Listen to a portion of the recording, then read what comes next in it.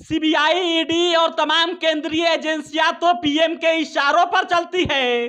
और फिर उसके बाद से आगे उमेश कुशवाहा कहते हैं कि देखिए बीजेपी इस तमाम केंद्रीय एजेंसियों से महागठबंधन को डराना चाह रही है, लेकिन इससे कुछ नहीं होगा। और महागठबंधन ही नहीं, बिहार ही नहीं, पूरा देश मन बना चुका है कि अब पूरा देश में महागठबंधन राज करेगा और भाजपा को उखाड़ फेंकेगा। और इसके बाद से उपचुनाव को लेकर भी उमेश कुशवाहा ने कई दावा किया। नीतीश और तेजस्वी के रैली को भी लेकर वो जानकारी दिया। और इन्हीं सब खबरों का हम विश्लेषण करेंगे, आपको बताएंगे कि कल का आईटी रेड की छापेमारी के बाद से बिहार की सियासत में कैसे हलचल मच गई है। लेकिन इसके पहले नमस्कार स्वीकार करिए, मेरा नाम सिकंदर अली है और आप बिहार मंच देख रहे हैं। कल आईटी रेड की छापेमारी पड़ती है उद्योग मंत्री समीर महासेठ और उनके रिश्तेदारों के यहाँ। रात को खबर आती है कि डेरी से जो आरजेडी विधायक है फतेह बहादुर सिंह, उनके होटल पर भी छापेमारी पड़ गई।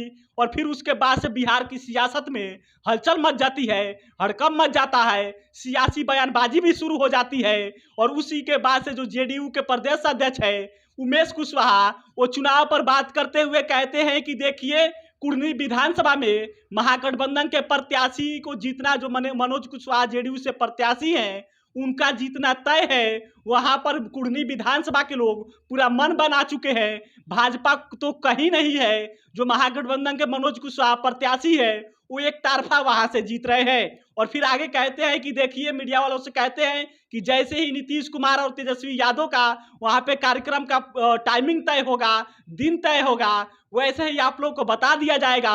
मुख्यमंत्री नीतीश कुमार और उप मुख्यमंत्री तेजस्वी यादव का कार्यक्रम का प्लान बन रहा है, टाइमिंग तैयारी की जा रही है। और जैसे ही डेट और टाइमिंग फिक्स हो जाएगा मीडिया वालों को बता दिया जाएगा।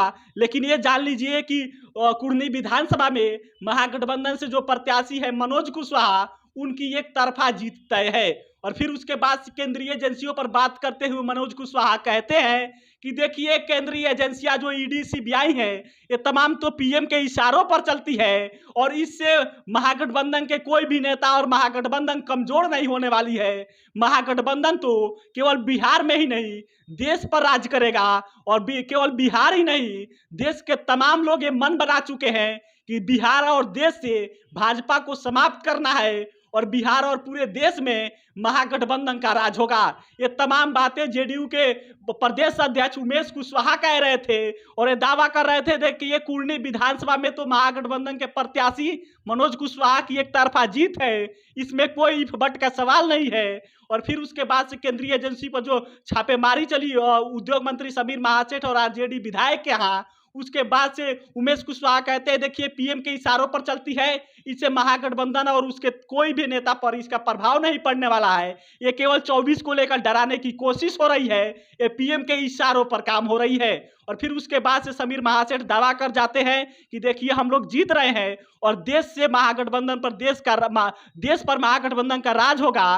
केवल बिहार नहीं पूरे देश से जनता भाजपा को समाप्त करने की मन बना चुकी है। बाकी देखिए जैसे ही आईटी रेड की छापेमारी चली उद्योग मंत्री और आरजेडी विधायक पर, उसके बाद से लगातार सियासी हलचल बढ़ रही है। सियासत में इसकी चर्चा हो रही है कि उपचुनाव से पहले ये आईटी रेड की छापेमारी का मायने क्या है। और फिर उसके बाद से सवाल खड़ा हो रहा है, तेजस्वी यादव तो पहले ही साफ कर चुके हैं कि ये 24 तक होने वाला है। 24 तक केंद्र में सत्ता यानी कि भाजपा डराने की कोशिश कर रही है आईटी और सीबीआई से, लेकिन महागठबंधन इससे डरने वाला नहीं है।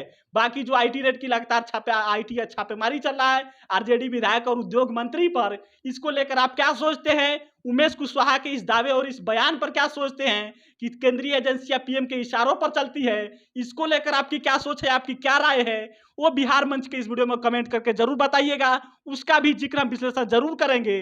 जुड़े रहिए, लगातार हम आपको बिहार मंच के माध्यम से बिहार के तमाम खबर और जानकारी हम आप तक पहुंचा रहे हैं, लगातार आप तक पहुंचाते रहेंगे। फिलहाल इस वीडियो में इतना ही। कैमरे के पीछे दीपक खड़े हैं, मैं आपके साथ सिकंदर ली। अब